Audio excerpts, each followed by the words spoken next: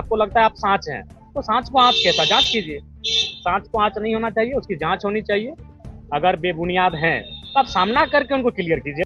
और मैं आज फिर इस बात को सदन में उन दो विषयों के बीच इस विषय को मैं ऐड करके उठाने का प्रयास करूंगा, क्योंकि जब हम बात करते हैं तो निजी क्षेत्र में एक सवाल आता है कि निजी क्षेत्र का मतलब क्या होता है। निजी क्षेत्र का मतलब होता है उद्योग, निजी क्षेत्र का मतलब होता है प्लांट, निजी क्षेत्र का मतलब होता है किसी जमीन पर कोई कल कारखाना स्थापित हो। अब सवाल बनता है कि कल कारखाना के लिए जमीन भारत ने नहीं दिया है, पूरे भारत के लोगों ने नहीं दिया है, बिहार, उत्तर प्रदेश, महाराष्ट्र, गुजरात के लोगों ने जमीन नहीं दिया है, जमीन केवल झारखंड के लोगों ने दिया है। तो वहां तो सौतेला व्यवहार बिल्कुल नहीं होना चाहिए। वहां 75 क्या, अगर 100% भी कोई रिजर्व करता है तो बुरा नहीं है। इसलिए बुरा नहीं है क्योंकि वह जमीन उनकी एकमात्र पूंजी है, वह जमीन उनका एकमात्र सहारा है।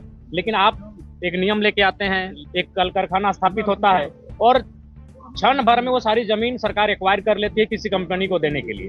आपने तो विकास के नाम पर, उन्नति के नाम पर एक जमीन कंपनी को दे दिया, कंपनी ने लाखों करोड़ों का टर्नओवर किया, देश की उन्नति में काम आया, देश की अर्थव्यवस्था में काम आया।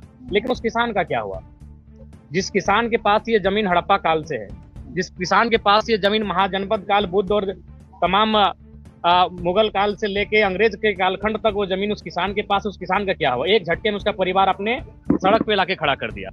तो इसलिए मेरा मानना है ये हाईकोर्ट को इस पर पुनर्विचार करना चाहिए, सरकार को फिर से मजबूती के साथ इस विधेयक को लागू करने के लिए प्रयासरत होना चाहिए, क्योंकि जमीन जिन लोगों ने दिया है वो झारखंड के लोग हैं। वहां तो किसी के साथ समझौता होना ही नहीं चाहिए। वहां 75 क्या, अगर कोई 100% भी आरक्षण लेके आता है तो मैं उसके पक्षधर हूँ। जयराम जी, क्या हाईकोर्ट किसी दबाव में? देखिए, बिल्कुल दबाव है इसमें, कहीं ना कहीं। आज आप सबको मालूम है कि आज जो भी विषय हैं वो कहीं ना कहीं दबाव के कारण ही आते हैं। तो ये बहुत दुर्भाग्य की बात है। जमीन हमने दिया है तो वहाँ हक हमारा हो, इस बात को हाईकोर्ट को भी सुनिश्चित करना चाहिए। जी, आज सबसे पहले दो पार्ट होंगे आज के सत्र का। पहला होगा राज्यपाल महोदय का जो अभिभाषण हुआ है उसके संदर्भ में अपना पक्ष विपक्ष लोग प्रस्तुत करेंगे। उसके बाद जो अनुपूरक बजट वित्त मंत्री के माध्यम से प्रस्तुत होगा उसमें अपना तर्क पक्ष और विपक्ष के माध्यम से प्रस्तुत करेंगे। तो आज अभिभाषण और अनुपूरक बजट पे ही आज चर्चा परिचर्चा होगी। 15 को एक बार फिर से वो आंदोलन करने जा रहे हैं। जी, हम लोग छात्रों के साथ, मैंने पहले कहा, सदन के अंदर भी खड़े हैं और सदन के बाहर भी खड़े हैं। हमारी जो भूमिका है उस भूमिका में हम लोग जैसा पहले थे आज भी उस भूमिका में हम लोग हैं। एवं विधायक बोल रहे हैं कि खाली सीढ़ी देकर के छात्र गुमराह कर रहा है, परवाने नहीं है कि नहीं? अच्छा, ठीक है, तो एक बार जो सत्ता पक्ष हैं इनके मंत्रिमंडल में जिन्होंने स्थान पाया है, क्या उनमें सामना करने की साहस नहीं है? परिस्थितियों का सामना किया जाए।